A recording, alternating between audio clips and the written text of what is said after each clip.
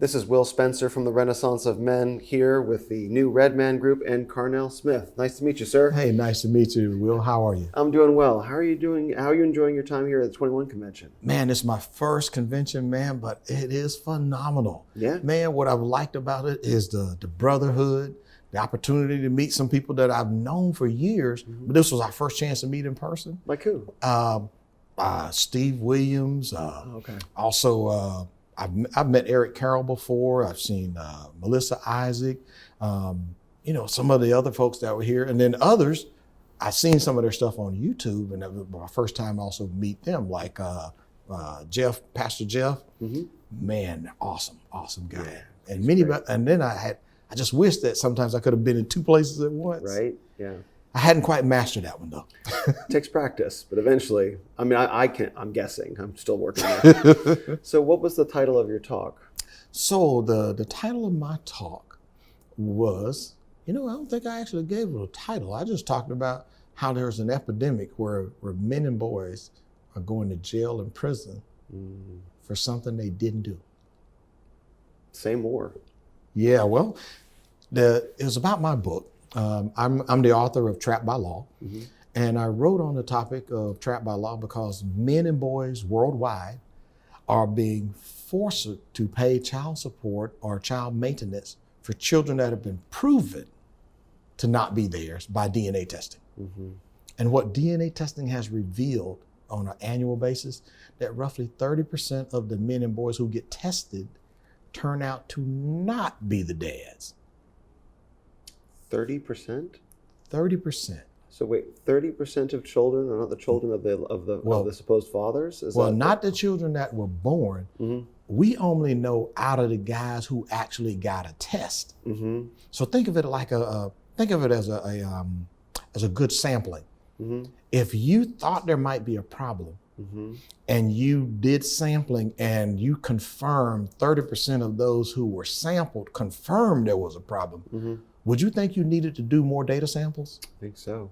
Well, the opposition, like certain radical feminist groups, would like me silenced because I'm advocating that there be DNA testing at birth so that men and boys could make a fully informed decision after they had the truth in their hand. Currently, they don't get 100% of the truth from moms and teen mothers. That's insane. It is. But the sad part it is that he could go to jail and prison. And it happened to me after I almost become homeless. And I took it all the way to the U.S. Supreme Court while I lobbied for new legislation. And in the end, the Supreme Court said, no, you're not allowed to appeal it. So I went back to court using a law that I wrote, trying to help other people. I won using the law that I wrote. I call that poetic justice. That's beautiful. Saved my family. Saved your family. How did it save your family? It saved my family from possibly paying another $400,000 of money I had been lied to for a responsibility that I would have never done. So an ex-girlfriend, she told me after you get this phone call, she says, I'm pregnant and you're the father. Those are 7 words that no man wants to hear from an ex-wife, an ex-girlfriend, or an ex-fiance. It is not good news. When that happened to me, I said, well, I'll be responsible. I'll take care of the child. I will do my duties. Yeah, be a good man. However, if you think this is a leverage to get back in a relationship, that's not going to happen. Took me 11 years to find out that I had been conned, swindled, and hustled, and lied to. So then I get another phone call. The next phone call, she says, hey, I've been talking to my girlfriends and you don't pay me enough child support. What do I care about what your girlfriends say? I'm paying money for a college fund. I'm paying money to you directly. And I'm maintaining a separate wardrobe at my house out of my pocket because I don't like the stuff that you dress her in. Well, I said, if you think you get more money, take me to court. I had this naive idea that if I go to the court and I show them all the things that I'm doing voluntarily, like what they quote say, we want men to be responsible. We want teen fathers to be responsible. Well, isn't that predicated upon first that the mother has been truthful in her disclosure to him about the cause of her pregnancy? Yeah. Me with my dumb self, I thought if I showed a judge all the stuff that I'm doing, and they would laugh her out of the court, kick her out, and castigate her for just bringing the matter there. Mm-hmm. That is not what happened. Mm. I went from having unlimited parenting time to once every other weekend How did that? Oh, go ahead. Finish. to once every other week. Well, later I found out that is done to maximize the child support payment, because if you don't get to see the child, then the other parent needs the money. Mm-hmm. It raised my support up to almost 40% of my net pay. Well, my wife, who I'm married to, just had our new baby. She's quit her job. We deliberately planned it that way. We've only been married 8 years, so I think I got everything financially under control. I never expected what happened next. Mm. My pastor's dad talked me into taking the paternity test. Oh, man. He talked about this thing that he'd seen happen to other military men. He himself had been in the Air Force.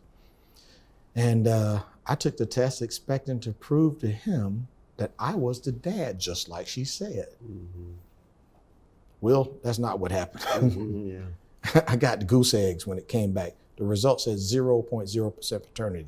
The child and I both have been duped. And since wow. I didn't lie tell to the child and the child didn't lie to me, who lied to both of us? Right. Her mom. Mm-hmm. Well, I'm vehemently opposed to paying any more money for a child that's not mine, who I'm not allowed to see. Mm-hmm. And I'm not going to battle the courts to see a child that's not mine, who I can't see. Mm-hmm. So my thoughts were, I shouldn't have to pay any more money, and this should be over in 15 minutes. Well, when I got to court, the judge said it was my fault that I didn't find out she lied to me sooner. I just can't. The expression on your face, Will, is about how I felt. Yeah. Yeah. The short of it, Will, is that I appealed that all the way to the United States Supreme Court, demonstrating that over 1 million men and boys had similar results. That they had DNA proving 1 million. That's of those who have been tested. That is not of all of the children that have been born. More than 10 million children had been born during that period of time. And my position is a lot more men and boys should be getting tested because of the culture where those women who have embraced the radical feminist position that they could do everything that men could do in the quest for equality. Here's where they clash and I clash. I in terms of ideology. I say equality requires equal responsibility and equal accountability. Boom. Yeah. They said, I'm not being fair. So, Will, I lobbied and got legislation passed. As you heard me mention some time ago, that I won my case using that law that I helped to write. I remembered something that I put into it to help the greatest number of victims. And I ended up being the first guy to win this case after the judge told me no. And the same judge on my case comes back to me, Will, he wants to apologize for his ruling. Wow. He apologized to me at the signing of the legislation, shook my hand. He said he's glad that the law has changed and that the law was wrong. Wow. Did not see that coming. Will, I was so further emboldened by that, I went on to help 10 more states change their laws. So my position is men and boys shouldn't be trapped by law for a pregnancy that they didn't commit. Thank you for your work and for your story. Thank you, Will. I hope to inspire more men and those who love those men and boys to become activists and advocates for them so that there be a truth in paternity. Because let's be frank, we won't get 100% of the mothers to truthfully say that, I'm married, but I had 5 boyfriends my husband didn't know about. And truth be told, it could be one of them, but it's not advantageous for me to tell my husband about those other 5 guys. Plus, my husband makes more money than all 5 of them combined. Exactly. Yeah, exactly. So, thanks to no-fault divorce, the husband is in danger in family court. And single men, they're just as vulnerable, because if you believe her when she says you did it, and you find out later it wasn't true, the court says it was your fault that you didn't find out sooner. To me, that was completely asinine. It's crazy. Yeah. When you tell your story to the men here at the convention, what's their reaction like? Shock. They're like, that can't happen. Yeah. They're like, man, that's isolated, right? And I said, listen, man, it has gotten so bad that you know that France passed a law that men can't get a paternity test without the mother's permission. Wild. Absolutely wild. I'm like, that is so insane. That's like asking the fox who's guarding the hen house, hey, you seen any chickens missing? With a straight face, the fox is gonna tell you while he's eating some barbecue chicken, man, I have no idea what happened to those chickens. Yeah. So we're not going to get 100% of the mothers. You know, I'm not conflating issues. I use that to parallel the point with the moms. We're not going to get 100% of them to tell the truth. Right. In my skit that I did on the stage, I talked about how, you know, the woman who I refers to as Cupcake, she could be a teen mom. She could be a young mom, old mom. My experience is women, regardless of their political affiliation, their economic status, young women, rich women, poor women, women across multiple races have all done it. But without fail, many of them refuse to accept personal responsibility for an incident that she caused. Instead, she tries to confuse the issue and say, well, he shouldn't have gotten a test without her knowing about it. That's not the point. So the audience, from what they tell me, they found my presentation somewhat educational, informing, and my message about sharing this information so that the trap that exists that few men are aware of, if you expose it, it becomes a lot harder to get men caught in it and boys. And for those that are in it, if they're in one of those states where we've already gotten legislation passed, a way to get out exists. They may need some help in how to use it. What are some of the ways to help to use it? Well, some of the ways is that there's now legislation in those states that says, if you get a legal DNA test, there's language in the law that says the court shall vacate the order against you. Okay. Means you have an avenue now to eliminate this pay or go to jail court order. Right, for child support, right? For child support. And believe me, these payments are not some small portion of this guy's life. Yeah, they're a lot. Hey, let's say a guy who's paying $800 a month in child support at over 18 years at 10% interest, man, that's hundreds of thousands of dollars.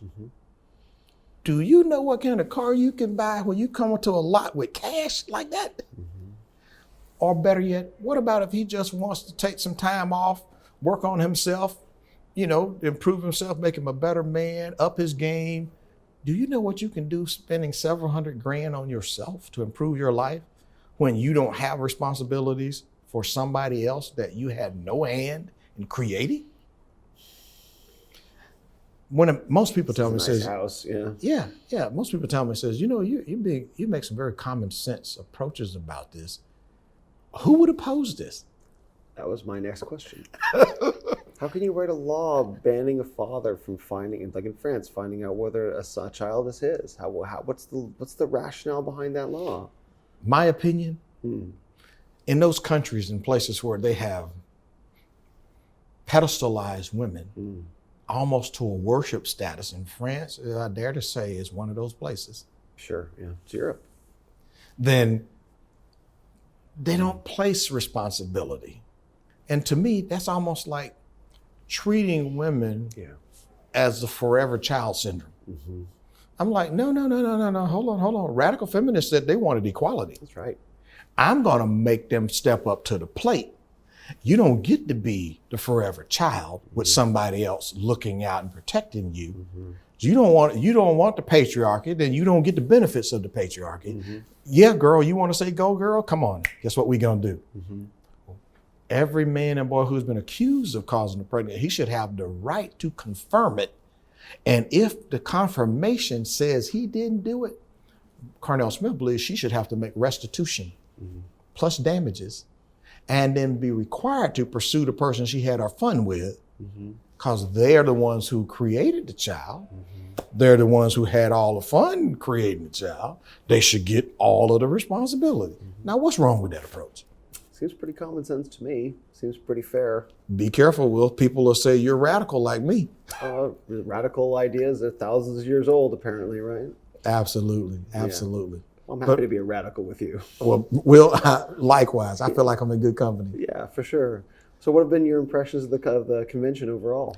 Overall, there is a great sense to me of the brotherhood and the appeal to help men do better, help men and boys do better, because I think we got to go against a culture that has, to me, has increased its misandric point of view toward men and boys. That lie they're propagating about toxic masculinity, I'm unapologetic about being male. Right. I'm unapologetic that as a man, I don't teach my daughter it's okay for her to lie, cheat, and steal just because the cultural letter. I don't give her that out. I don't tell her, well, say, hey, daughter, you can do whatever you want to, and you get to ride on your looks. And son, you gotta suck the line, and you gotta put up with, and you need to pedestalize women. I don't do that. I said, they both are accountable. I taught them both. You lie, cheat, steal, wrong. You need to work. You need to learn how to master your gift, talents, and abilities so that you can be a better you. I'm not the only one. From what I talked to people here at the conference, they're doing that same kind of stuff. So it was real easy to connect with people. Have you gotten a chance to talk to any of the women at the 22 convention? Are there speakers there? Well, I've only talked to a few of them, but I knew one great lady here. Her name is attorney Melissa Isaac. Which is great. Outstanding lady.